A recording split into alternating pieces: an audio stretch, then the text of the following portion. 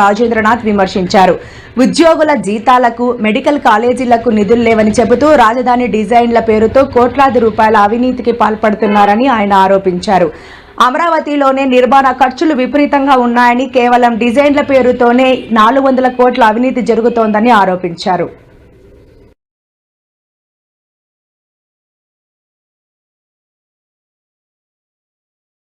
మాట్లాడే వాళ్ళందరూ కూడా ఒక పదం మీదనే చర్చిస్తూ ఉన్నారన్నమాట.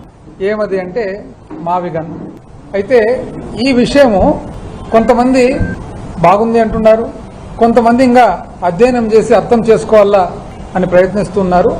ఒక తక్కువ శాతం మాత్రము చాలా డిస్టర్బ్ అయిపోతున్నారు. చాలా ఆందోళన, చాలా కోపము, చాలా ఆక్రోశము, ఏమేమో మాట్లాడుతున్నారన్నమాట. ఆయన ఏమన్నారు యాక్చువల్గా క్లుప్తంగా, అమరావతి ఇప్పటికే 50,000 ఎకరాలు అమాయక రైతుల భూములు తీసుకోవడం జరిగింది. ఇంకొక 50 ఎకరాలు మళ్ళా సేకరించే ప్రాసెస్ లో ఉన్నారు. రైతులకు ఇప్పటికే పెద్ద మేలు అయితే జరగలేదు.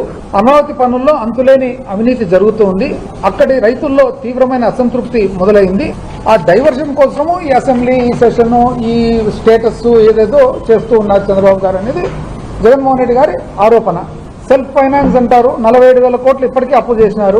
చూస్తే ప్రజలకైతే సెల్ఫ్ ఫైనాన్స్ అని చెప్పుకుంటూ పోతారు.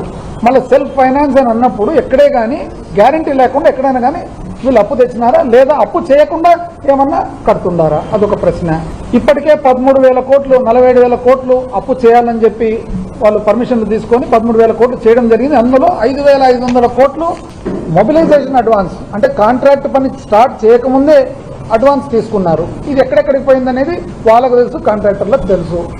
మా సమయంలో ఎప్పుడు కూడా ఇటువంటి మొబిలైజేషన్ అడ్వాన్స్ అనే కల్చరే లేదు. పని చేసిన తర్వాత బిల్లులు ఇచ్చిన తర్వాత మొబిలైజేషన్ అడ్వాన్స్ అనేది లేదు. ఆ తర్వాత ఇంచుమించు